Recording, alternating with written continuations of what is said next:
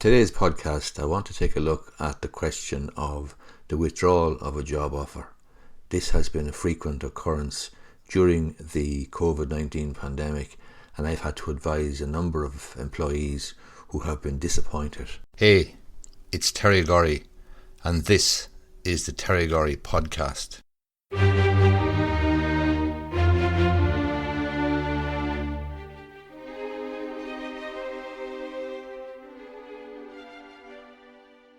And I have come across a few cases where a job offer has been withdrawn.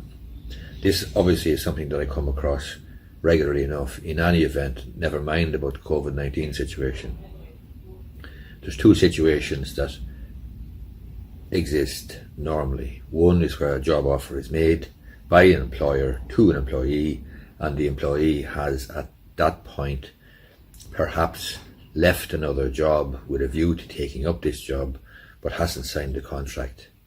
The principles of offer and acceptance in contractual law or contract law apply, and therefore if the employee has not accepted the offer of employment, then there's no binding contract in place and the employer can withdraw the offer.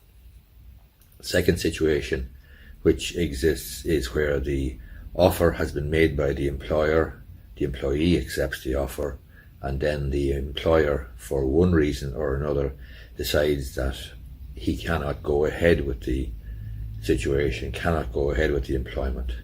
It may be because the circumstances have changed, it may be to do with any number of things. In that situation, you have a binding contract in place, but unfortunately the employee never gets off the ground in so far as the employment is actually concerned regarding the work to be carried out.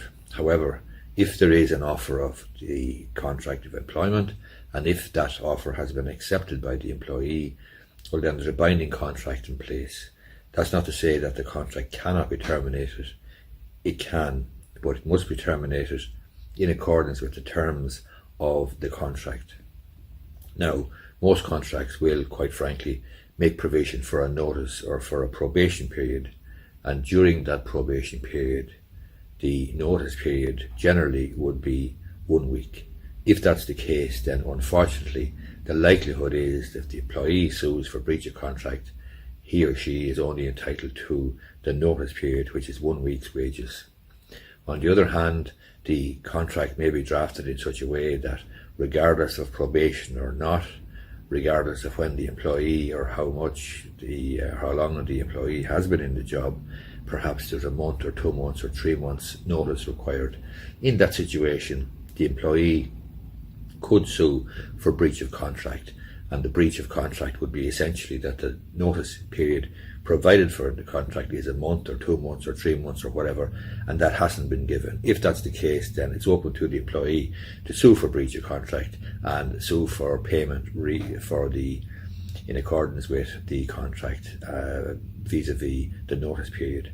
So that's the situation in relation to withdrawing of a job offer. Now there's one other situation there that might come up. It's difficult to prove, but that is that somebody has been offered a job and the job is then withdrawn, or the job offer is withdrawn, and the reason for the withdrawal of the job offer, even though it hasn't been accepted or has been accepted, it doesn't make any difference. The reason for the withdrawal is on a discriminatory ground. If that's the case, well then the employee, whether he or she has accepted the offer or not, could bring a claim for under the Employment Equality Act, I think it is 1998, for discrimination, and would probably succeed.